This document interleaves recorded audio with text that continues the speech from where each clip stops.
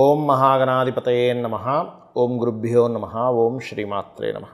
11వ తేదీ నుంచి 17వ తేదీ వరకు ఉన్నటువంటి గ్రహస్థితి ఏమిటి, ఈ వార ఫలితాలు ఎలా ఉన్నాయి, ఏ విషయాల్లో మనం జాగ్రత్త పడాలి, ఏ విషయాల పట్ల అంటే ఎటువంటి విషయాల ద్వారా మనకి కొత్త అవకాశాలు అందిపుచ్చుకోబోతున్నారు, ఎటువంటి పరిహార మార్గాలు చేసుకోవాలనేటువంటి విషయాన్ని ఇప్పుడు మనం తెలుసుకుందాం. దీనికంటే ముందుగా ఏంటంటే అసలు గ్రహస్థితి ఏ విధంగా ఉంది అని చెప్పి చూసుకున్నట్లయితే పర్టికులర్గా మనకి మీన కన్యా రాశిలో రాహుకేతువులు ఉన్నారు. మీనంలో రాహు, కన్యలో కేతువు. అదేవిధంగా వృషభ రాశిలో గురు కుజులు, కర్కాటక రాశిలో రవి 17వ తేదీ వరకు ఉండి 17వ తేదీ రవి మారుతున్నాడు సింహంలోకి. ఇక సింహరాశిలో శుక్ర బుధుల యొక్క సంచారం జరుగుతుంది. అదేవిధంగా కుంభంలో శని యొక్క సంచారం వక్రించింది. మరియు చంద్రుడు ఈ వారం రోజులు కూడా తులారాశి నుంచి ధనుస్సు రాశి వరకు సంచరిస్తుంటాడు. ఈ యొక్క గ్రహస్థితిని అనుసరించి ద్వాదశ లగ్నాల వారికి ప్రత్యేకంగా లగ్నం తెలియని వారు రాశి నుంచి చూసుకోండి, వారికి ఎటువంటి ఫలితాలు రానున్నాయి అనేటువంటి విషయాలు మనం ఇప్పుడు తెలుసుకుందాం. కన్యా లగ్నము, కన్యా రాశి. కన్యవారికి లగ్నాధిపతి లగ్నంలో కేతు ఉంటూ లగ్నాధిపతి అయినటువంటి బుధుడు శుక్రుడితో కలిసి ఉన్నాడు.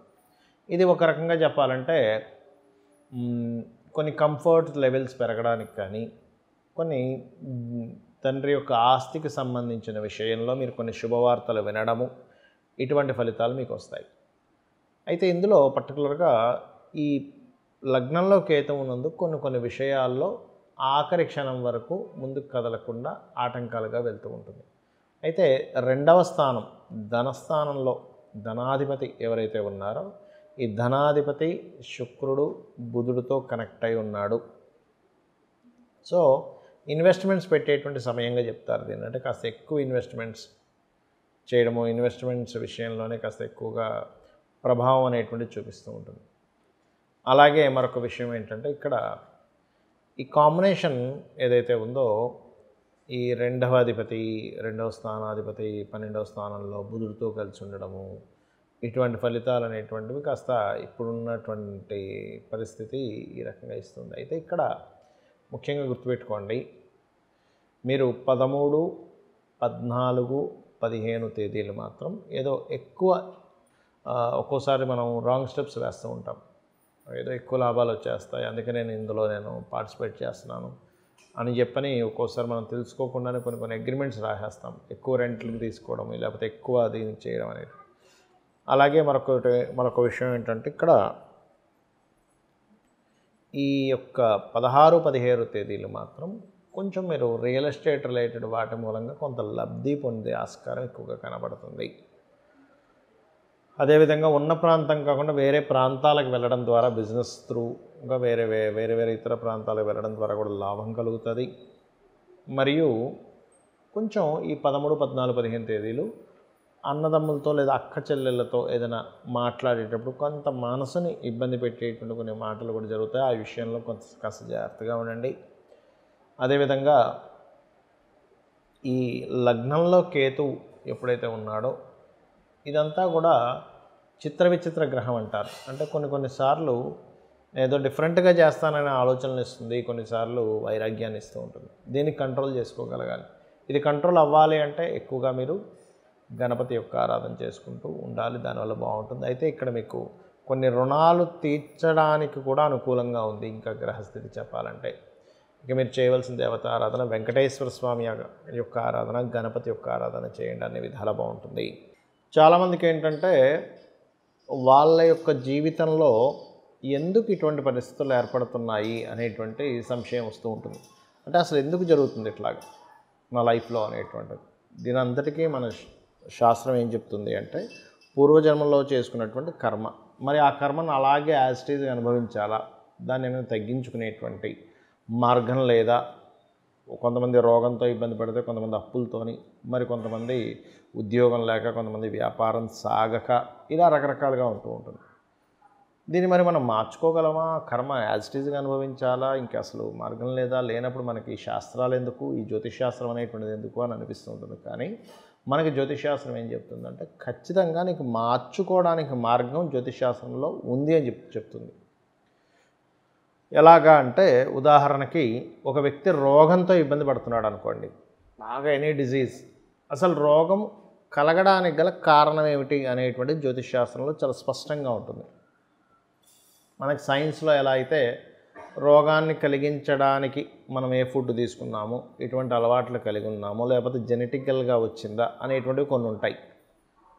దానికి ఏ రోగమైనా తగ్గడానికి సైంటిఫిక్గా ఏమిటి, ఇమ్యూనిటీ అనేది గనక మనకు బలంగా ఉంటే రోగం తగ్గిస్తుంది, రోగాన్ని తట్టుకునే శక్తి ఉంటుంది. అలాగే ఆస్ట్రాలజీలో కూడా ఇమ్యూనిటీ అనేటువంటిది పంచమ భావంలో చెప్తారు. అందుకే మనకి శాస్త్రంలో చూడండి, సూర్యభగవాను విషయంలో ఆరోగ్యం భాస్కరాదిత్యేత్ అంటారు. అంటే సూర్యభగవాను కనుక ఆరాధిస్తే ఆరోగ్యం ఉంటుంది. మరి ఆరోగ్యం పోర్ట్ఫోలియో సూర్యభగవానుడికి ఎందుకు ఇచ్చారు? న్యాచురల్ 5th హౌస్ సూర్యభగవానుడు. సహజంగా మేషం నుంచి 5వ అధిపతి.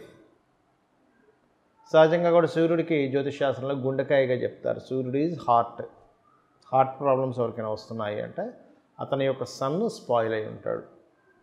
వాళ్ళ జన్మజాతకంలో లేదా సింహరాశి మీద పాపగ్రహ సంబంధాలు ఇట్లా ఉంటాయి. మరి ఇక్కడ మీరు గమనించినట్లయితే ఈ యొక్క కాంబినేషన్ ఏదైతే ఉందో, మనకి రోగాన్ని ఏ గ్రహాలు ఇస్తున్నాయో తెలుసుకొని దాన్ని తగ్గించుకోవడానికి మీ పంచమాధిపతి, మీ లగ్నం నుంచి పంచమాధిపతి ఎవరో అలా తెలుసుకోవచ్చు. అదేవిధంగా ఇది ఒకటే కాదు, మీరు అప్పులు బాగా పెరుగుతున్నాయి, రుణ రోగ శత్రుస్థానం 6వ స్థానం, దానికి పంచమ స్థానం ఎవరవుతున్నారు? ఉద్యోగం రావట్లేదు. అసలు ఎందుకు రావట్లేదు? ఎక్కడికి వెళ్తే వస్తుంది? ఏ రంగాల్లోకి వెళ్తే మనకు వస్తుంది? అసలు ఉందా లేదా?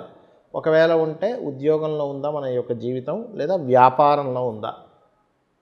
సరే, ఒక వ్యాపారం చేస్తున్నాము, ఆ వ్యాపారంలో అసలు ఎందుకు మనకి లాభం రావట్లేదు అంటే అక్కడ మీకు వ్యాపారం చేయడం వరకే ఉంటుంది, కానీ ఆ వ్యాపారంలో ధనం వచ్చేది ఉండదు. గుర్తుపెట్టుకోండి. మీరు ఒక కర్మ చేస్తారు, కానీ ఆ కర్మ ద్వారా ధనం రావాలా వద్దా అనేటువంటిది మీ యొక్క పర్సనల్ చార్ట్లో మీరు పూర్వజన్మలో చేసుకున్నటువంటి కర్మ ఆధారంగా ఉంటుంది. మీ ఎవరికైనా సరే ధనం పలానా దాంట్లో రావాలి అని ఉందనుకోండి, ఆ పర్టికులర్ అంశం చేయడం ద్వారా ఎక్కువగా పొందుతాడు. మిగతా వాటి ద్వారా ఏమవుతుందంటే, ఇప్పుడు ఒక జన్మజాతకం తీసుకొని వీళ్ళు ఈ మార్గంలో ఈ దీంట్లో వెళ్తే ధనం బాగా సంపాదిస్తారు అనేటువంటిది ఒకటి ఉంటుంది. మిగతావన్నీ వదిలిపెట్టి కేవలం దాంట్లో కనుక ఉన్నట్లయితే ఖచ్చితంగా దాంట్లో బాగా డబ్బులు వస్తాయి. మరి మిగతా మార్గాల్లో రావా అంటే కేవలం బ్రతకడం వరకు లేదా నెట్టుకుంటూ వెళ్ళడం వరకే ఉంటుంది.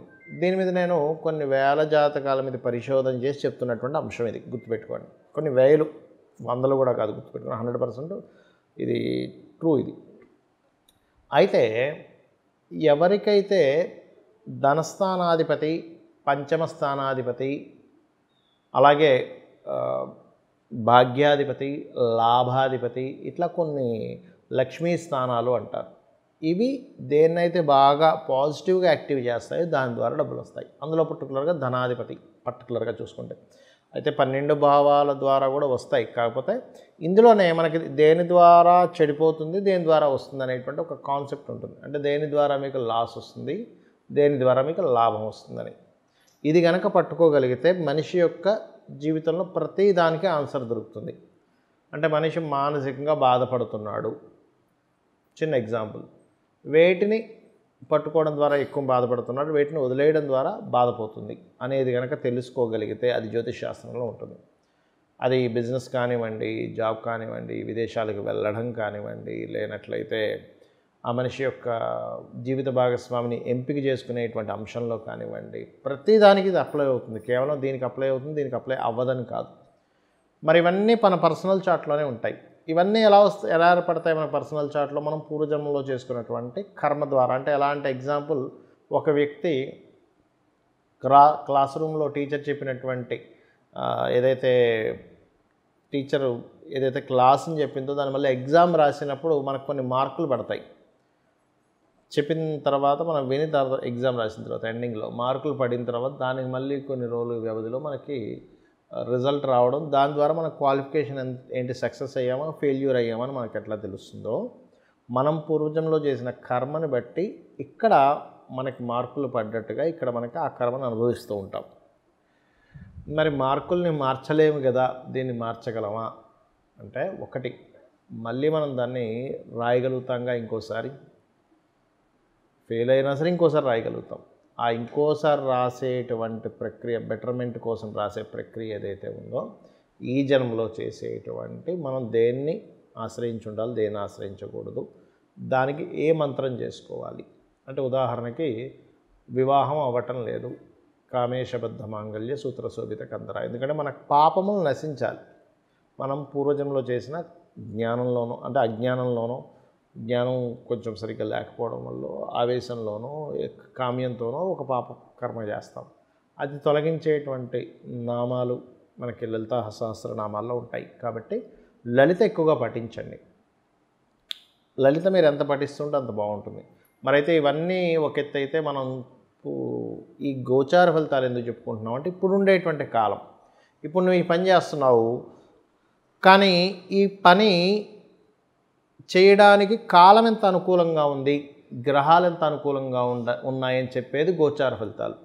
సో ఈ గోచార ఫలితాలని మరియు మన జన్మజాతకంలో ఉన్నటువంటి ప్లానటరీ కండిషన్స్, ప్లానటరీ స్ట్రెంగ్త్ అంటే గ్రహం ఎంత బలంగా ఉంది, ఎంత బలహీనంగా ఉంది. బలంగా ఉన్నటువంటి గ్రహ సంబంధించినటువంటి దానికి మనం పుణ్యం చేసుకొని ఉన్నాము, బలహీనంగా ఉందంటే అంత పుణ్యం లేదు దానికి. కాబట్టి దేన్ని ఎలాగ మనం అర్థం చేసుకొని ముందుకు వెళ్ళాలని చెప్పేది జ్యోతిషాస్త్రం. దీన్ని మీరు ముఖ్యంగా మీ యొక్క జీవితంలో ఆ అమ్మవారి యొక్క అనుగ్రహాన్ని పొందాలని మనస్ఫూర్తిగా కోరుకుంటూ శ్రీమాత్రే నమః.